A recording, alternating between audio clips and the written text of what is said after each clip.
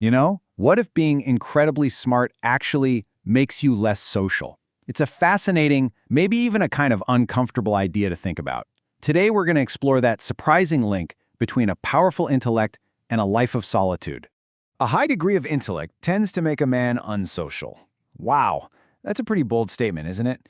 It basically suggests this major clash between having a really rich inner world and a busy social one. But is there any truth to it? Let's dig in. All right, so let's really get into this uncomfortable idea. But here's the thing.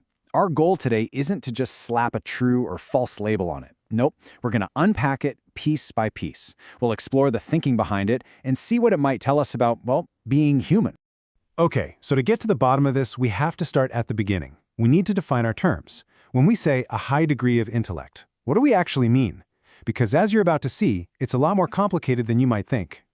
Are we just talking about someone with a sky-high IQ? You know, a person with that raw analytical processing power who can just crunch numbers and solve complex puzzles like it's nothing?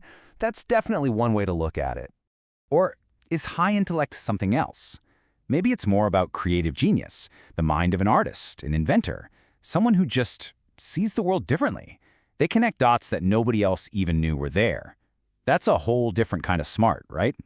And then there's this. What about just a relentless, burning curiosity, that unstoppable drive to understand why, the need to dig deeper, to always ask the next question, and to never settle for a simple surface-level answer? I mean, that's a powerful form of intellect, too. So, here's the key takeaway. Intellect isn't just one thing you can measure on a test. It's more like this beautiful, complex mosaic made up of analytical power, creative genius, that deep curiosity, and yeah, the incredible ability to see patterns where everyone else just sees noise. Let's keep that complex picture in our minds. All right, so we've got a better handle on intellect. Now let's look at the other half of that quote. It says all this intelligence makes a person unsocial. But that word is so loaded, isn't it? It feels like a judgment.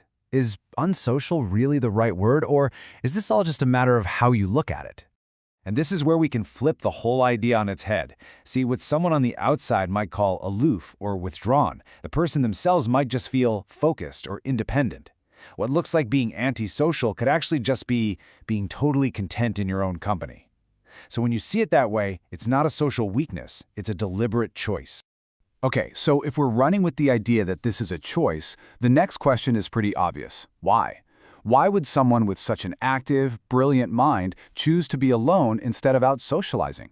Well, it turns out there's some really logical reasons for this connection. First off, you've got different interests. I mean, when your brain is busy wrestling with huge, complex ideas, small talk can feel, well, kind of pointless, even draining. Second, a rich inner world is its own party. The world of ideas and imagination can be way more exciting than any real-world event. And finally, think about the cost of conformity. Always having to simplify your thoughts just to fit in, that is absolutely exhausting. In all of this, it leads to one powerful place: solitude. And we're not talking about loneliness or isolation here. We're talking about a deliberate, powerful search for the space a mind needs to really do its work. Which brings us to our last and maybe our biggest question. If this link between intellect and solitude is a real thing, what does that actually mean? Is this solitude some tragic price you pay for being brilliant? Or could it be something else entirely? And let's be super clear about what we mean. We're talking about solitude, which is chosen. It's a space you create on purpose for reflection, for focus, for that kind of deep, uninterrupted thought that's basically impossible to find when you're around other people. It's the exact opposite of loneliness, which is that painful feeling of being disconnected. This really gets to the heart of it, doesn't it? For a mind that loves to think, a quiet room isn't an empty void to be scared of. It's an active, buzzing, essential place. It's a workshop for the mind, where all the cool new ideas get built. So we're left with this final thought. Is that so-called unsocial nature, that intentional solitude, a price that you have to pay for having a high degree of intellect?